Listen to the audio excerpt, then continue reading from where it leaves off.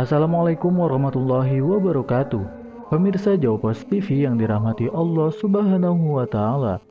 Program Salafi Banten kembali hadir menemani pemirsa selama 30 menit ke depan dengan kisah menarik di balik pondok pesantren Salafi. Kali ini, pemirsa Jawa Pos TV akan diajak melihat beragam kegiatan santri Salafi di pondok pesantren Salafiyah Al-Futuhiyah. Salah satu kegiatan favorit santri ketika mengisi waktu luang yaitu berlatih seni bela diri Cimande di tengah hamparan rumput hijau yang berada di halaman pondok. Pondok pesantren Salafiyah Al-Futuhiyah berlokasi di Kampung Banjar Pahingen, Desa Banjar Irigasi, Kecamatan Lebak Gedong, Kabupaten Lebak, Banten. Pondok pesantren ini didirikan pada tahun 1990 oleh Kiai Haji Buya Kurtubi Jailani ketika masih berusia 19 tahun. Atas keinginan gurunya, Al-Mukarram Kiai Haji Badruddin Sofiyullah di Sukabumi, dan diberikan 7 orang santri oleh sang guru. Dari proses yang panjang selama 28 tahun, Syekhuna berjuang dengan penuh pengorbanan demi keberlangsungan pondok pesantren Salafiyah yang dipimpinnya itu.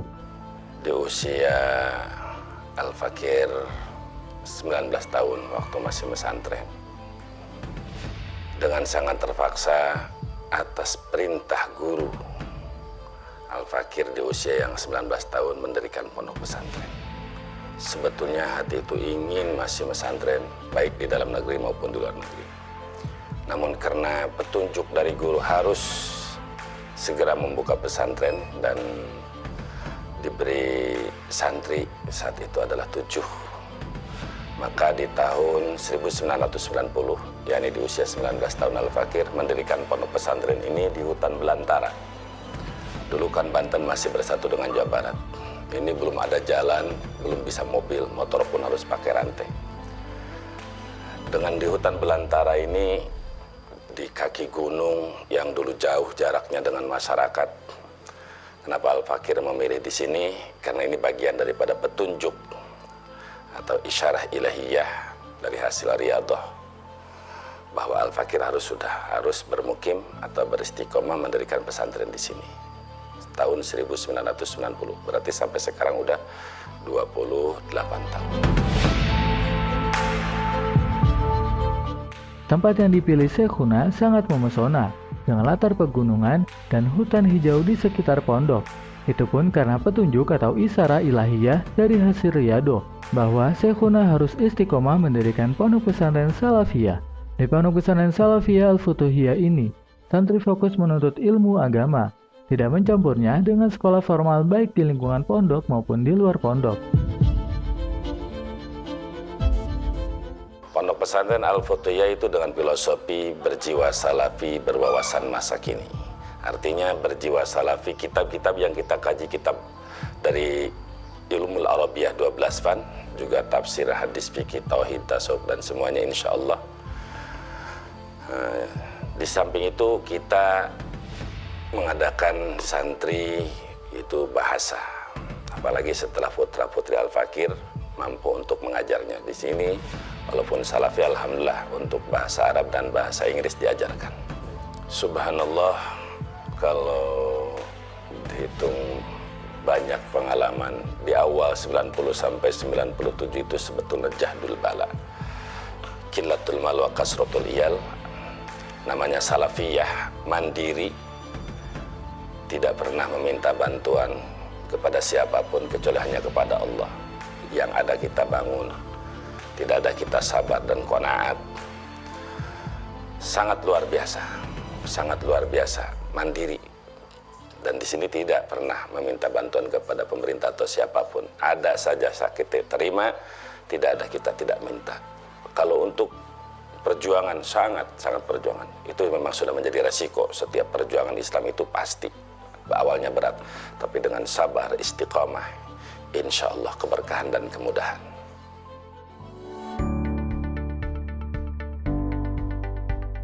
Jika pemirsa bersilaturahmi ke pondok ini, lemari-lemari yang ada di pondok dipenuhi kitab-kitab yang dipelajari santri. Ada pula kamus bahasa Inggris dan Arab, agar santri bisa berkomunikasi dengan baik di tengah masyarakat. Santri putra yang menuntut ilmu di Pondok Pesantren Salafiyah Al-Futuhiyah berjumlah 273 orang, sedangkan santri putri berjumlah 70 orang. Kegiatan santri putra dan putri dilakukan secara terpisah sesuai jadwal yang telah disusun, termasuk dalam pengajian bersama sang guru. Assalamualaikum Mufti. Waalaikumsalam. Kayfa haluk? Alhamdulillah ini bikhair. Wa anti? Alhamdulillah ini bikhair fi sihhati wa afiyah. Alhamdulillah. Man ismuki? Ismi Robiah Adawiyah. Wa anti? Ismi Ucaisan Hasanah. Min aina ji'ti? Ji'ti min Bogor. Wa anti? Ji'tu min Pandijlang. Kaifa fi huna? Alhamdulillah farahtu. Alhamdulillah. A'udzu billahi minasy syaithanir rajim. Bismillahirrahmanirrahim.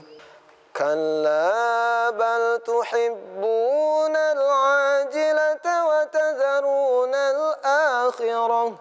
Wujuhun yawma idzin nadhiratun ila rabbiha nadhirah.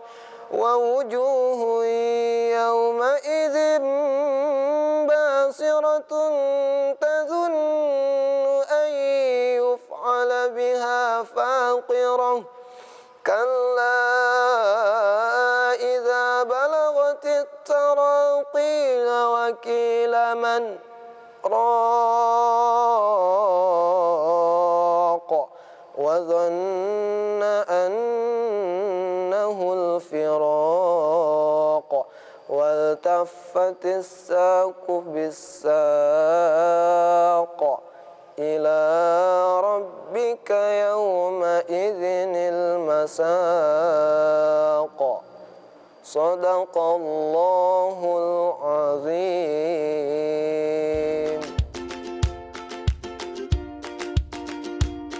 Slogan yang selalu diingat para santri adalah pendidikan berjiwa salafi dan berwawasan masa kini. Artinya, santri tetap teguh memperdalam ilmu dan ajaran Islami, namun tetap harus memiliki wawasan dan pengetahuan yang luas. Untuk mewujudkannya, setiap hari santri selalu disajikan kitab-kitab untuk dipelajari, baik kitab ilmu Arabiyah 12 fan, hadis, tafsir, fikih, tauhid, hingga tasawuf. Karena Pondok Pesantren Salafi adalah lembaga pendidikan Islam tertua di Indonesia yang mampu mencetak generasi muda, penerus ulama, pengemban tongkat estafet perjuangan. Metode yang diajarkan di Pondok Pesantren Salafiyah Al-Futuhiyah ini yaitu metode klasik yang turun-temurun diajarkan oleh guru-guru kita seperti Sorogan, seperti Bandungan, Balagan, Musyawarah, Bahsul Masail, dan juga yaitu Mudzakarah. Dan juga wahai para pemuda-pemuda Islam, para santri-santri, masa muda kita bukanlah untuk berleha-leha. Masa muda kita bukanlah untuk mencari kesenangan. Masa muda kita, waktu muda kita harus digunakan dengan sebaik-baiknya. Metode pembelajaran yang diterapkan di Pondok Pesantren Salafiyah ini pada dasarnya sama dengan pondok pesantren Salafiyah lainnya, seperti metode Sorogan. Di pondok ini, Sorogan dibagi dua kelas, yakni kelas Sugro dan kelas Wusto. Sorogan yakni setoran hafalan kitab, seperti kitab Amil, Jurumiyah, dan Imriti.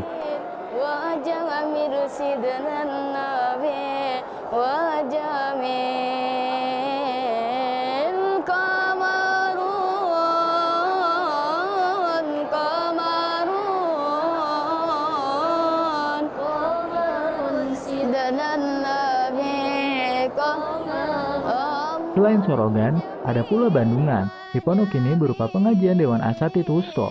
Santri diajarkan cara menjelaskan kitab yang dipelajari dengan mendengarkan secara detail penjelasan Dewan Asatidz. Kitab yang digunakan dalam bandungan beragam, disesuaikan dengan tema apa yang akan dipelajari santri terlebih dahulu. Pal ainu ing tota bimadin pasire lang hapil go bere wa ing todo mapat moman haping he.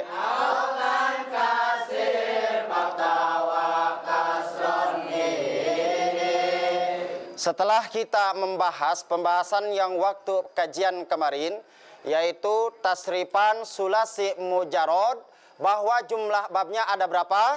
Ada an di dalam bed fi'lun sulasiun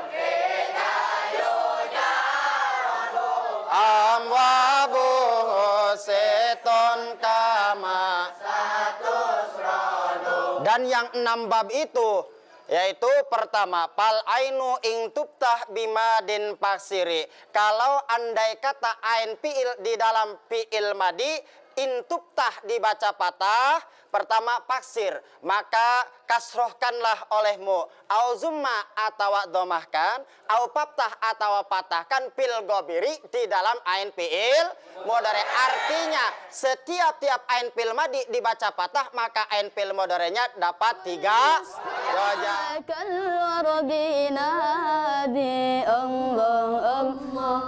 Santri putri di pondok pesantren ini juga mengikuti kegiatan agama seperti santri putra. Hanya tempat dan waktunya saja yang berbeda. Di tengah waktu luangnya, para santri biasanya membersihkan lingkungan pondok, mencuci dan menjemur pakaian, hingga berdiskusi dan bersenda gurau bersama sesama santri putri. Yang biasa kami gunakan 4, Sunda, Arab, Inggris, dan Indonesia. Ada jadwalnya. Kalau untuk bahasa Arab, untuk KBM pertemuannya 1 minggu 2 kali. Kalau untuk hariannya kita tentukan pada hari Senin. Selain kegiatan pengajian kitab kuning juga kitab klasik juga ada seperti PHBN, PHBI, ada kegiatannya, ada meliput kegiatan harian, ada kegiatan mingguan, ada juga kegiatan bulanan. Nah, untuk kegiatan harian biasanya kita pakai KBM seperti biasa. Kalau untuk kegiatan mingguan kita ada muhadharah.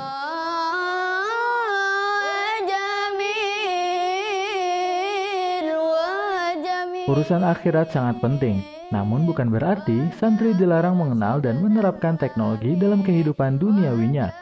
Pimpinan Pondok Pesantren Al-Futuhiyah turut mendukung memperdayakan santri melalui pengolahan air mineral dengan teknologi dan sumber daya terampil.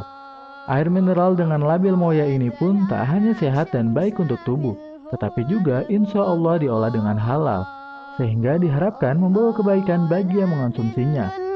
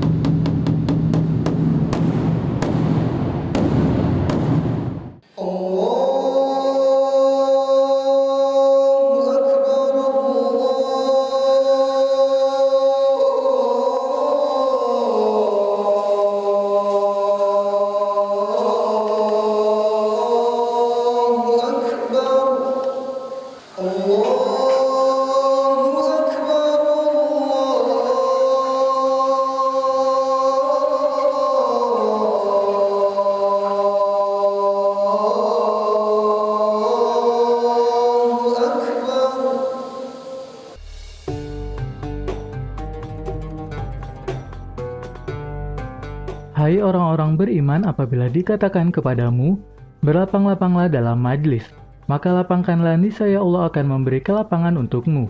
Dan apabila dikatakan, berdirilah kamu, maka berdirilah, niscaya Allah akan meninggikan orang-orang yang beriman di antaramu, dan orang-orang yang diberi ilmu pengetahuan beberapa derajat.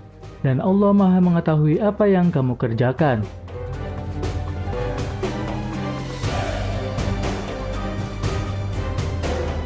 Assalamualaikum warahmatullahi wabarakatuh. Bismillah, walhamdulillah, wassalatu wassalamu ala rasulillah wa ala alihi wa sahbihi wa man tabi'ahudah, amma ba'd. Kaum muslimin wal muslimat dimanapun berada yang saya cintai, dan antum semua adalah ikhwani.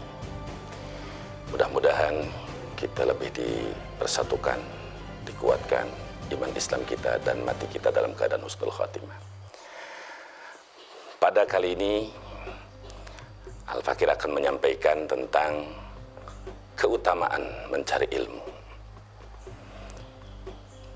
Pertama, Allah Subhanahu wa taala berfirman di dalam surat Al-Mujadilah ayat 11, faqala ta'ala yarfa'illahu alladhina amanu minkum walladhina utul ilma darajat. Pasti Allah akan mengangkat derajat orang-orang yang beriman. Walladzina utul ilma, apalagi martabatnya ulama. Siapa itu ulama?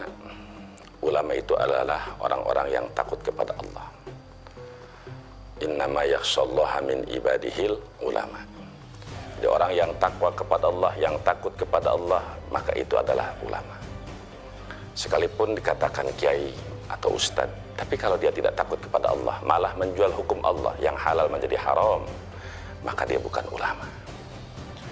Untuk menjadi ulama, maka wajib kita belajar. Wajib pesantren. Kalau di sekolah ada pelajaran agama, tidak bisa jadi ulama karbitan. Harus melalui tahapan pendidikan. Harus melalui tahapan pengajian. Dan pesantren itu beda dengan sekolah. Kalau di sekolah 3 tahun dapat ijazah, 6 tahun dapat ijazah. Kalau di pesantren itu tergantung futuh dari Allah Subhanahu wa taala. Ada yang cepat, ada pula yang pertengahan, ada pula yang lambat. Namun ketika Allah Subhanahu wa taala memberikan futuhnya, memberikan ilmu, apalagi disebutkan ilmu laduni, maka dalam waktu sekejap pun bisa. Tujuan daripada mencari ilmu agama itu adalah untuk mencari ridha Allah Subhanahu wa taala. Cita-cita tertinggi kita semua adalah ujungnya, endingnya adalah ridha Allah. Dan untuk meraih ridha Allah itu terjelas harus dengan ilmu.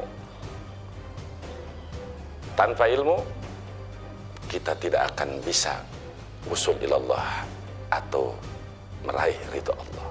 Dan di mana itu adanya ilmu? Ilmu agama, alhamdulillah sampai hari ini dan semoga seterusnya tidak ada satu lembaga pendidikan pondok pendidikan pun yang fokus terhadap ilmu syariat Islam kecuali adalah pondok pesantren salafiyah. Oleh karena itu berbahagialah Bapak Ibu yang putra putrinya di pondok pesantren. Setidaknya mereka belajar sholat berjamaah, zikir, ngaji dan lain sebagainya, dan itu adalah bekal untuk akhirat kita. Dengan ilmu agama kita akan bisa benar takwa. Takwa tanpa ilmu agama tidak akan benar takwanya. Kalau takwanya sudah benar, maka berarti kita sudah mengikuti perintah Allah Subhanahu wa taala, ya ayyuhalladzina amanu taqullaha haqqa tuqatih wa la tamutunna illa wa antum muslimun. Wahai orang-orang yang beriman, takwalah kalian kepada Allah dengan sebenar-benarnya takwa, dan jangan kalian mati kecuali di dalam Islam. Jabatan akan ditinggal, harta akan ditinggal, semua akan tinggal. Amanat yang satu itu, mati harus di dalam Islam. Pertahankan Islam sampai wafat. Bagaimana caranya? Jangan sampai kita wafat dalam keadaan di luar Islam. Na'udzubillah, summa na'udzubillah. Mudah-mudahan Al-Fakir dan semua hadirat mati dalam keadaan iman dan Islam. Allahumma amitna ala dinil Islam wal iman. Warzuqna syafa'ata Rasulillahi sallallahu alaihi wasallam. Amin ya rabbal alamin. Sekali lagi pesan, masukkan anak ke pondok pesantren supaya jadi anak yang soleh dan solihat, insyaallah. Assalamualaikum warahmatullahi wabarakatuh.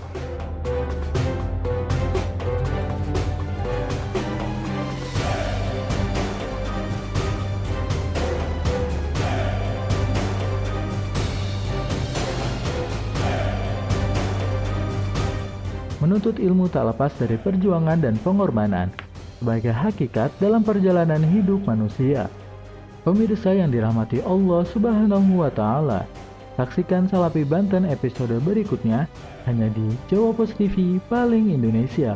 Wassalamualaikum warahmatullahi wabarakatuh.